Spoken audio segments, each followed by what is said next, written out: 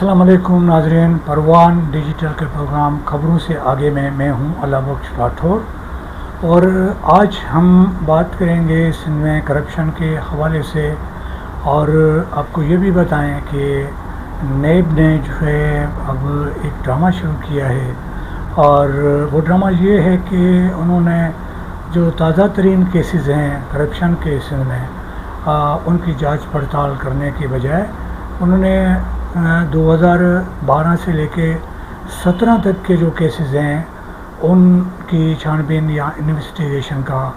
عمل شروع کیا ہے، اور اس سلسلے میں یہ بھی اطلاعات ہیں کہ سندھ کے 12 اضلاع میں چھاپے مارے گئے، اور وہاں سے جو ہے کچھ ریکارڈ بھی لیا گیا، اور باقی کچھ معاملات جو ہے وہ خانہ پوری کی گئی۔ اچھا، یہ بتائیں کہ جو ورکس ڈپارٹمنٹ ہے، روڈس ڈپارٹمنٹ ہے، جو ورکس ڈپارٹمنٹ ہے، روڈس ڈپارٹمنٹ ہے، اور دیگر جو محکمات ہیں وہاں پہ جو ہے اس طرح کے چھاپے مارے گئے ہیں، اور ریکارڈ بھی جو ہے وہ تحویل میں لیا گیا ہے۔ اور ابھی یہ غور کرنے کی بات ہے کہ نیب نے سندھ میں کچھ عرصہ پہلے جب سندھ حکومت اور فیڈرل گورنمنٹ جب پی ٹی آئی کی تھی تو اس وقت حالات کچھ ٹھیک نہیں تھے، لیکن اس کے بعد جو ہے جتنے بھی کیسز ہیں ان کی چھان بین کرنا یا مختلف لوگوں کے خلاف انویسٹیگیشن کرنا یا کوئی کارروائی کرنے سے گریز کیا ہے، اور یہ اسی وجہ سے بھی کہ اب وفاق اور سندھ میں جو ہے وہ اتحادی حکومتیں ہیں، سندھ میں پیپلز پارٹی کی حکومت ہے، اور وفاق میں نون لیگ کی حکومت ہے، اور نیب بھی وہ پرانا نیب نہیں رہا جو پہلے بالکل چھاپے مارتے تھے اور یہ تاثر دیتے تھے کہ وہ کرپشن کے خلاف ہیں۔ لیکن جب سے جو ہے موجودہ حکومت وفاق میں ہو یا صوبے میں ہو یا صوبوں میں ہو، وہاں پہ اس طرح کی کوئی کارروائی عمل میں نہیں لائی گئی، اگر لائی گئی ہے تو کوئی خفیہ رکھا گیا اس معاملے کو، یا حکمران جو ہے وہ ایک دوسرے کے ساتھ مل کر گفت شنید کر کے آگے بڑھ رہے ہیں کرپشن کے کیسز کے حوالے سے، تو اس حوالے سے کچھ بھی کہا نہیں جا سکتا۔ لیکن یہ تو سب کو پتہ ہے کہ پاکستان میں جو ہے صرف پیپلز پارٹی نہیں بلکہ نون لیگ کے جو موجودہ وزیر اعظم ہیں ان کے خلاف بھی، اور جو پنجاب کی وزیر اعلیٰ ہے مریم نواز اس کے خلاف بھی، اور رانا ثناء اللہ جو ہے اس کے خلاف تو بہت بڑی کارروائی ہوئی اور جھوٹے مقدمات بھی بنائے گئے، اور اے این ایف کو بھی استعمال کیا گیا، اور بعد میں جو ہے معافی تلافی کر کے معاملات کو کر دیا گیا۔ تو ابھی جو سندھ میں 12 اضلاع جن کے بارے میں یہ کہا جا رہا ہے کہ نیب وہاں سرگرم ہے، اور نیب جو ہے سرگرم تو ہے لیکن کیسز وہ پرانے ہیں، یعنی 2012 اور 17 کے درمیان کے کیسز ہیں، اور ان کیسز کے حوالے سے اب یہاں تک کہا جا رہا ہے کہ کئی محکمے ایسے ہیں جن کے ثبوت بھی ختم ہو چکے ہیں، اب صرف خانہ پوری کی جا رہی ہے، اور کاغذات بھی نہیں ہیں، اور جو ہیں ان کی بنیاد پہ کسی کے خلاف کوئی ثبوت جو ہے اس طرح کا نہیں عمل میں لایا جا سکتا یا استعمال نہیں کیا جا سکتا جس سے اس شخصیت کے خلاف کارروائی کی جا سکے۔ آپ کو تو علم ہے کہ موجودہ جو پریزیڈنٹ ہے صدر آصف علی زرداری، اس سے لے کر اور موجودہ سی ایم تک سب کے خلاف کیسز چل رہے تھے، اور موجودہ سی ایم کے خلاف جو ہے نوری آباد میں ایک 100 میگا واٹ بجلی گھر لگانے کا معاملہ تھا، اور اس میں بھی جو ہے کرپشن کا معاملہ چل رہا تھا۔ اس کے ساتھ ساتھ جو ہے جو وزراء ہیں، جو فیوریٹ وزراء ہیں ابھی سندھ حکومت کے، ان کے خلاف بھی یہ اس طرح کے کیسز چل رہے تھے، جس کے باعث سندھ حکومت کے جو فیوریٹ وزراء تھے ان کے خلاف بھی اس طرح کی کارروائی ہو رہی تھی، لیکن اب تک جو ہے کسی کو کوئی پتہ نہیں ہے کہ ان معاملات کا کیا ہوا. لیکن اب جب جو پرانے ہیں وہ کہتے ہیں کہ جو بنیا جو ہے جو جب غریب ہوتا ہے یا وہ کم ہو جاتا ہے مالی طور پہ تو کمزور ہو جاتا ہے تو وہ پرانے جو فائل ہوتا ہے وہ کھولتا ہے تاکہ کوئی نہ کوئی ایسا کیس مل جائے تاکہ جو ہے وہ ان کے خلاف یا ان سے کچھ جو ہے جو پیسے نکال سکے. تو